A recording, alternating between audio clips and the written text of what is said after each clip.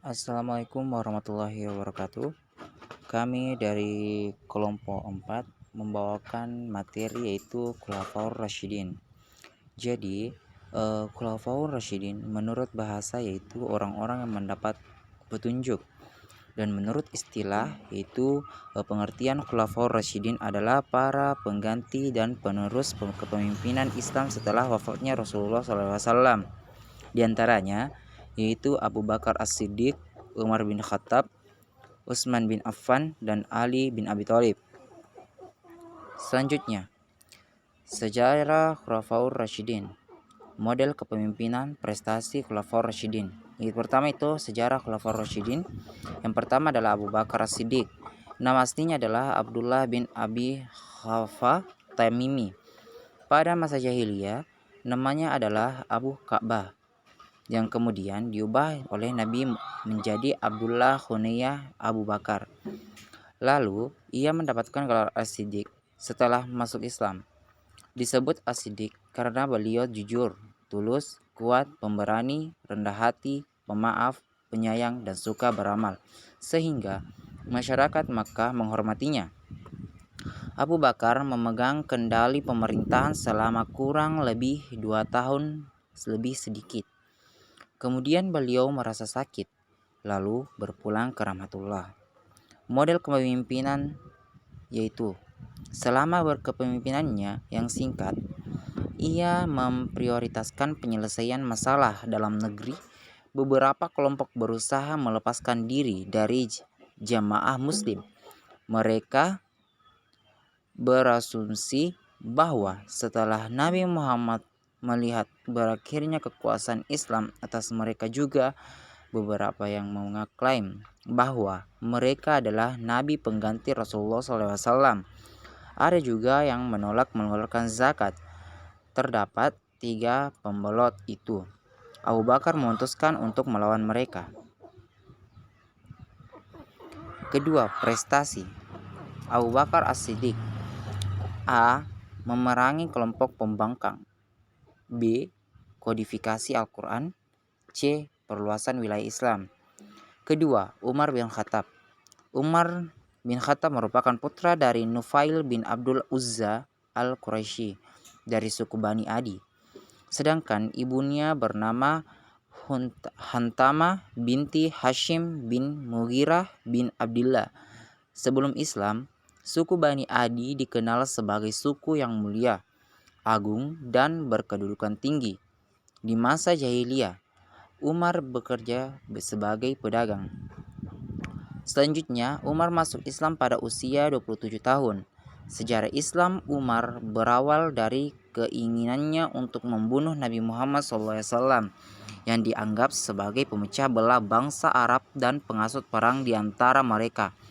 Setelah masuk Islam, sikap keras dan kebencian terhadap Abu Lu'lu'ah adalah seorang Persia. Abu Lu'lu'ah berhasil menyelinap masuk ke dalam masjid ketika Umar memulai salat subuh. Saat itu masih gelap, maka dia menusuk beliau beberapa kali dengan golok, termasuk satu di bawah pusar dan perutnya keluar. Umar kemudian berteriak agar kaum muslimin datang untuk menangkap si pembunuh.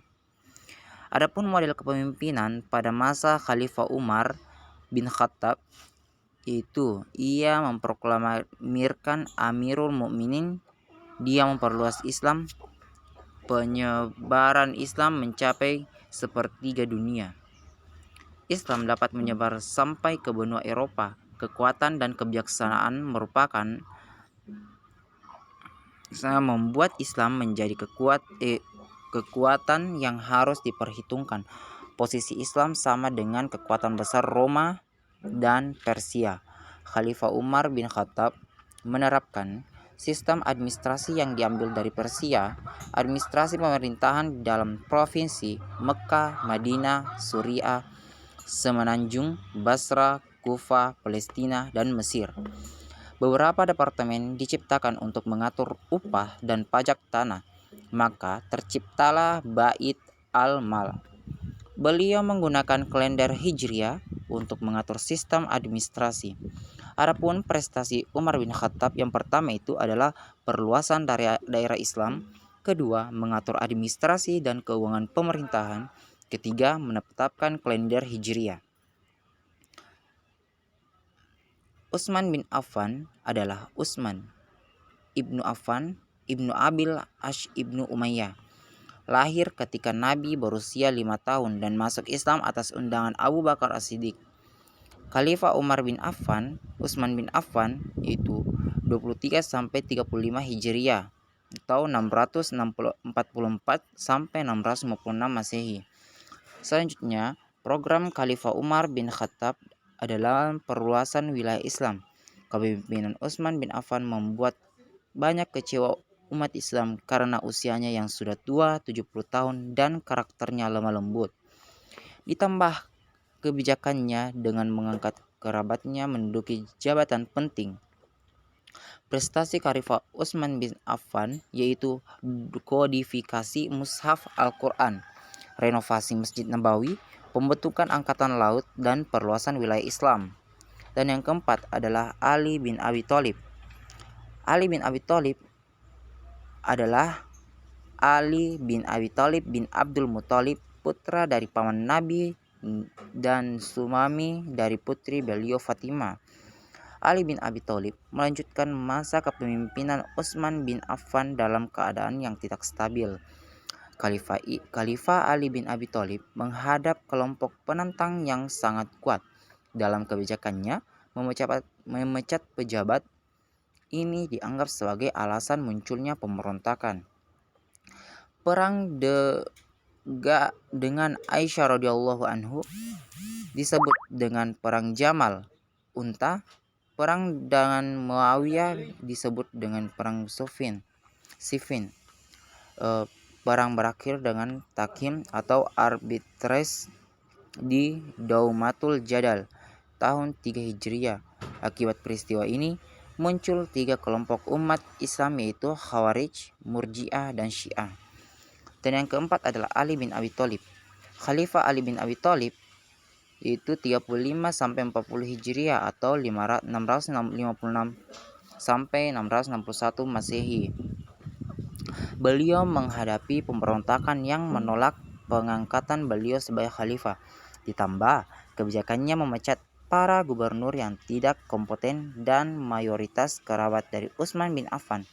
Prestasi ini Ali bin Abi Thalib yaitu mengganti pejabat yang tidak cakap, membenahi Baitul Mal, memajukan bidang bahasa, dan membangun kota Kufah.